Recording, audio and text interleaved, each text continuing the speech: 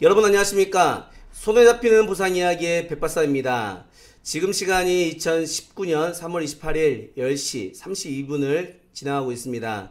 손해나정을 일하다 보니까요, 저녁에 남아서 손해나정서 쓸라 또 뭐 판례를 연구하고 또 분쟁 중 사례를 연구해서 실제 진행하고 있는 사건을 계속 연구하는 그런 시간들 때문에 야근하는 일이 꽤 많이 있습니다. 낮에는 상담하고 또 밤에는 또 그렇게 야근할 일이 많이 있죠.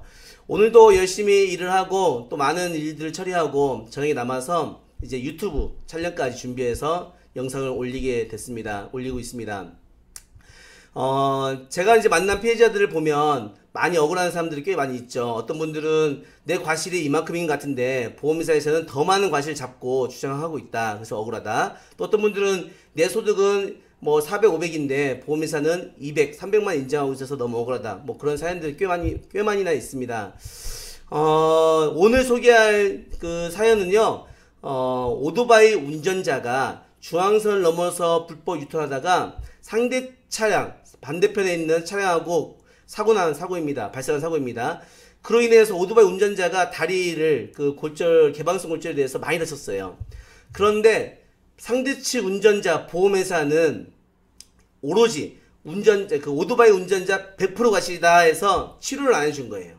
치료비를 보상받지 못하고 전혀 치료받지 못했던 사건이었는데, 이분이 어찌어찌 해서 건강보험을 치료를 받았는데 건강보험공단조차도 이것은 중앙선 침범 중과실이다, 운전자의 중과실이다 해서 치료비 전액을 또 부당이득금 반환 청구가 들어온 사건입니다. 보험회사에서 치료 안 해줘, 또 건강보험공단에서 그동안 납부해줬던 치료비 다 납부하라고 또 고지서가 날라와. 얼마나 이제 억울한 사연이 됐겠습니까? 얼마나 힘든 상황이 됐겠습니까? 그런데 사고 날 땐 백박사를 만나서 이 모든 게 다 해결됐던 사건입니다. 치료비 다 보상받고요. 또 공단에서 부당이득금 반환 청구 다 해지되고요. 모든 게 다 해결됐던 클리어한 사건이었습니다. 그 사건을 오늘은 여러분께 소개를 시켜드리고자 합니다. 자, 오늘의 보상 키워드입니다. 오늘의 보상 키워드, 오토바이 중앙선 침범. 오토바이가 중앙선 침범하다가 발생한 사건입니다. 보험사, 오토바이 100% 치료비 보상 불가. 오토바이 100% 과실로 치료비도 보상 불가. 그리고 국민건강보험공단, 치료비, 그동안 치료받았던 그 치료비 부당이득금 반환 청구. 백박사를 만나서 치료비 전액과 향후 치료비 모두를 보상받았던 실제 보상 사례입니다.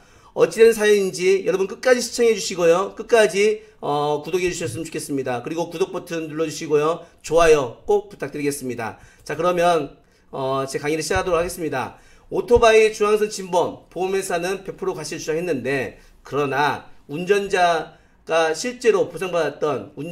보상받은 실제 사례를 여러분들께 말씀드리도록 하겠습니다. 자, 이게 사고 현장 사진입니다. 여기가 1차로, 2차로, 3차로, 4차로네요. 꽤 넓은 차로고, 오토바이가 이렇게 지나가다가 유턴합니다.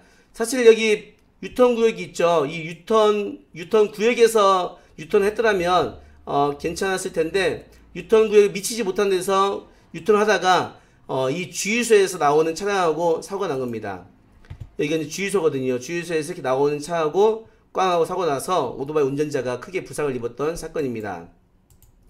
자, 교통사고 사실 확인원의 사고 현장 약도를 보면 이륜자동차가 중앙선을 넘어와서 반대편 차로로 유턴하는 가상의 모습, 그리고 이 주유소에서 나오는 상대 차량하고 사고가 났던 사고입니다. 충돌했던 사고입니다. 반대편 차선도 여기 밑에 보시면 유턴구역이 있네요. 그리고 이 차선도 쭉 더 나아가면 여기 아까 사진에서 보신 것처럼 여기에서 유턴했어야 되는데 불법 유턴을 한 것 때문에 이제 이 오토바이가 가해 차량이 된 거죠.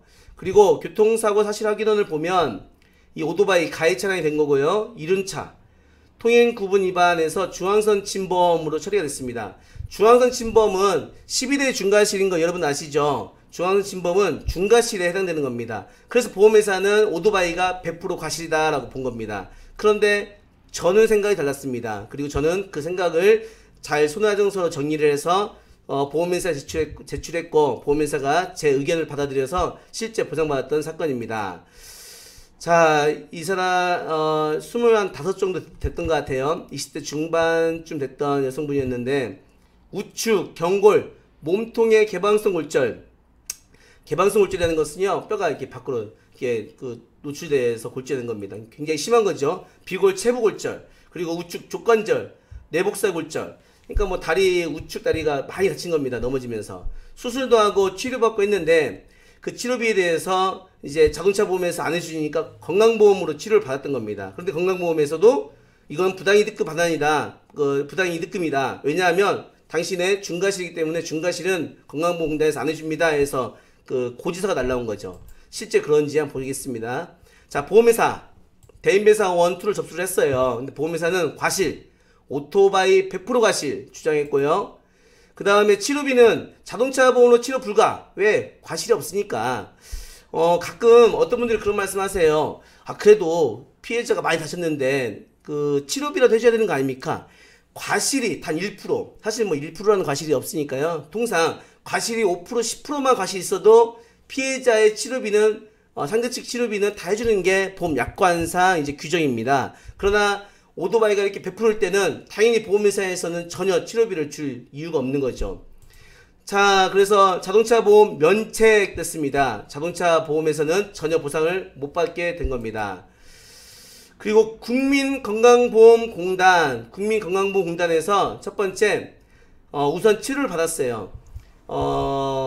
본인의 중과실을 하더라도요, 일단은 치료를 해달라고 요청하면 제가 제 3강, 4강에서 강의했던 것처럼 우리 건강보험법에 의해서 치료를 원하면 먼저 치료를 해주게 되어 있습니다. 그래서 이분도 치료를 받았던 것 같아요. 치료 받고 했는데, 그러나 부당이득금 반환 청구에서 나중에 치료 끝난 다음에 그동안 치료받던 모든 비용을 청구가 들어온 겁니다. 부당이득금.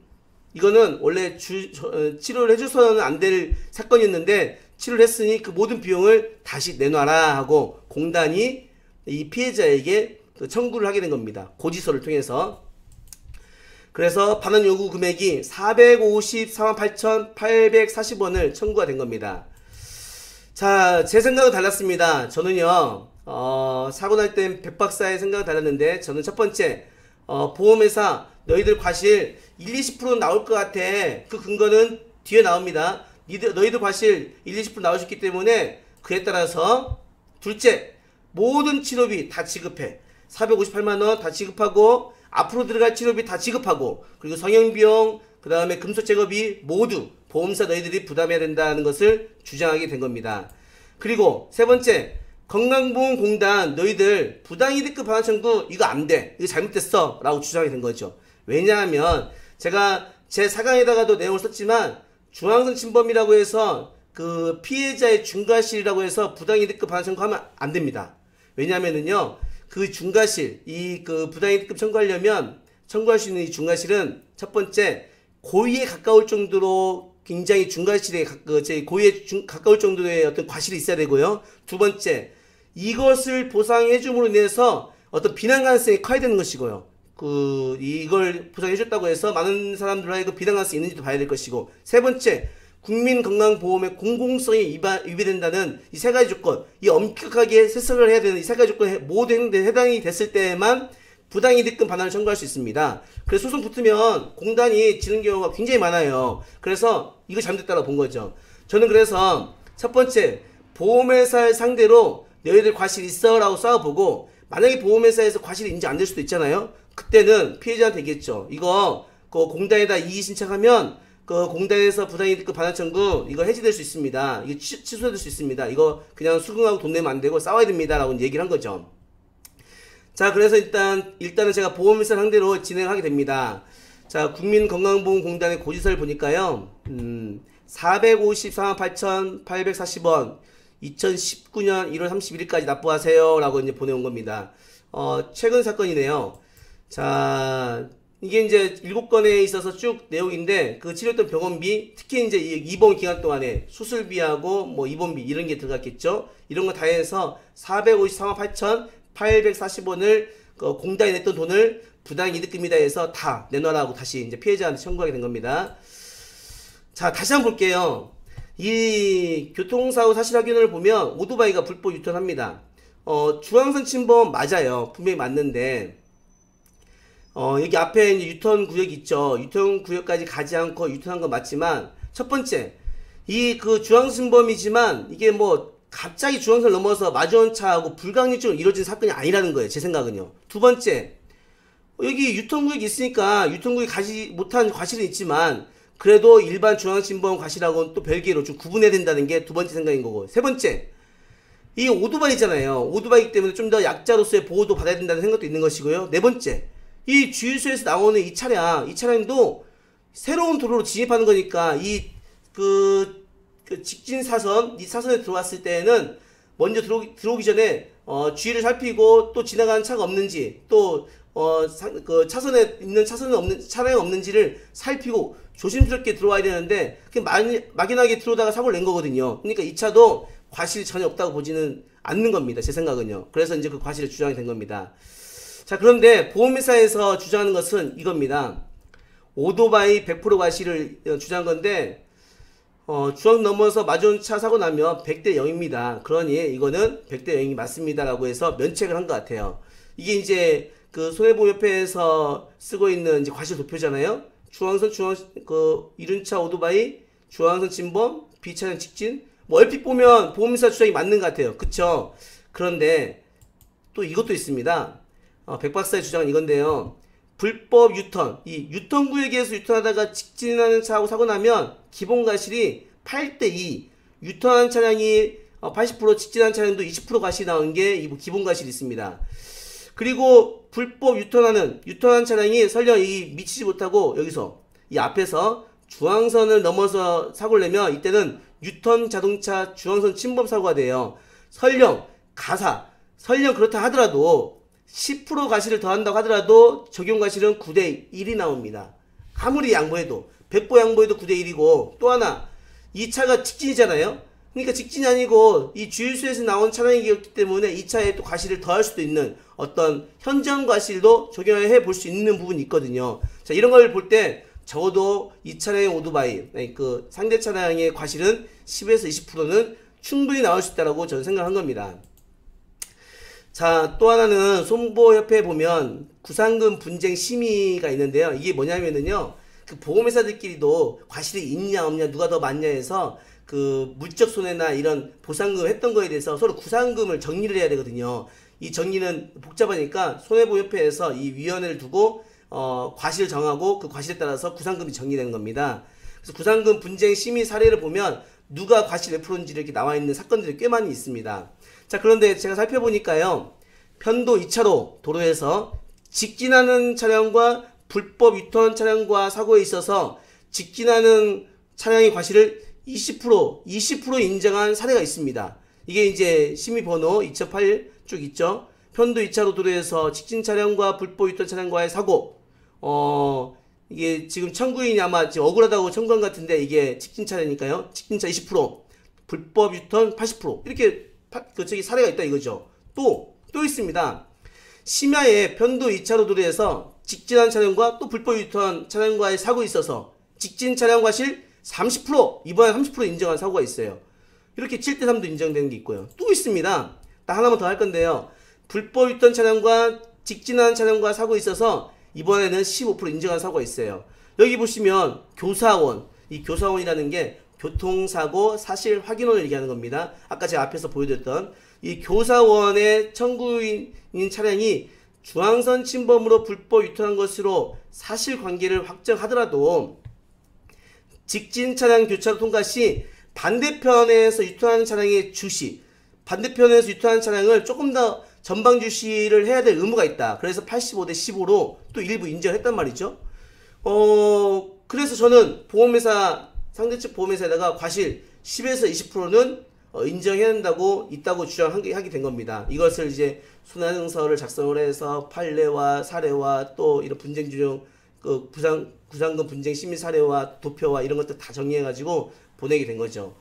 보통 손해하증서를 저희가 보내게 되면 적게는 한 30페이지, 또 많게는 50페이지 손해하증서만 이렇게 되는 분량을 이렇게 작성하게 됩니다. 거기다가 뭐 입증 처리까지 하게 되면 뭐 100페이지, 200페이지 넘어가는 것은 뭐 다반사입니다.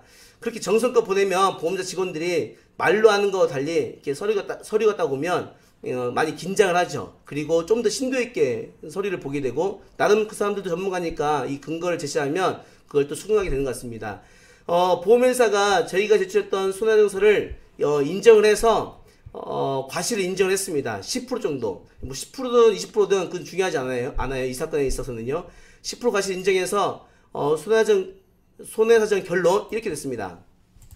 자, 보험회사 과실 10% 이상을 인정하게 돼서 치료비 454만8,840원 모두 지급했습니다. 두 번째, 또 향후에 들어갈 치료비, 어떤 성형비용 있죠? 성형비용하고 또 통원치료 받아야 될 것들, 이런 것도 다 한정해서 저희가 청구하거든요. 성형비용이나 향후치료비, 그 물리치료 받아야 될 그 비용들에 대해서 500만원 별도로 지급했습니다. 그리고 이 454만8천원은 건강보험공단에서 지급한 거잖아요. 우리가 건강보험으로 처리하게 되면 약 한 80%는 공단에서 내주고 한 20%는 이제 본인부담금 있죠. 이 본인부담금, 직불치료비가 한 100만원 좀 넘게 들어갔는데 이것도 별도로 지급.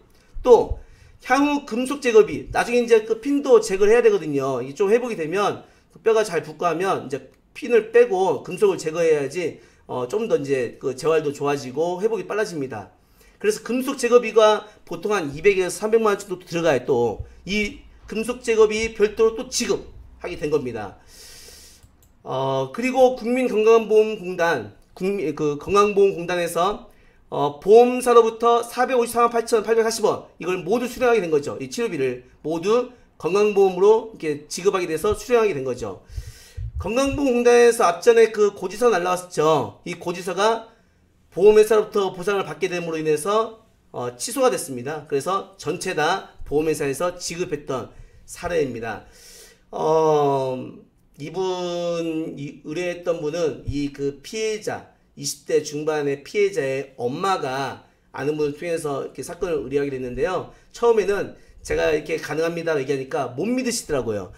제가요, 이거 100% 물론 억울하긴 한데, 치료비라도 받고 싶은 마음이긴 한데, 그런데 안 될 것 같은데, 정말 가능할까요? 그래서, 제가 볼 때는 충분히 가능하고요. 쌓아볼만 합니다. 맡겨주신다면 한번 해보겠습니다 하고 이제 제가 자신있게 얘기를 했더니, 처음에는 반신반의하면서 사건을 맡겨주셨는데, 이렇게 치료비만 면해도 좋겠다 했는데, 치료비 다 내줬죠. 또, 생각하지 못한 또 합의금을 500만원 정도 또 손해사정을 종결을 통해서 또 별도 합의금도 받게 됐죠. 또 그동안 들어왔던 직불치료비도 또 보상받게 됐죠. 또 앞으로 들어갈 치료비도, 금속 제거비도 별도로 또 지급받게 됐죠. 너무 좋아하시더라고요. 그리고 얼마나 이걸 시원해하고 감사하시는지 여러 번 감사 인사를 받게 됐습니다. 여러분, 오늘의 마지막 멘트는요, 손해사정 백박사를 만나면 편해집니다. 손해사정사가 많이 있지만, 그분들도 전문가들 많이 있지만, 특히 백박사를 만나면 편하게 여러분들의 고민과 억울한 것을 해결할 수 있음을 말씀드리고 오늘 강의를 마치고자 합니다. 오늘도 열심히 일을 했던 것 같습니다. 앞으로도 교통사고 피해자들과 또 손해사정 피해자들 위해서 열심히 일할 수 있도록 노력하겠습니다. 여러분 시청해주셔서 감사합니다.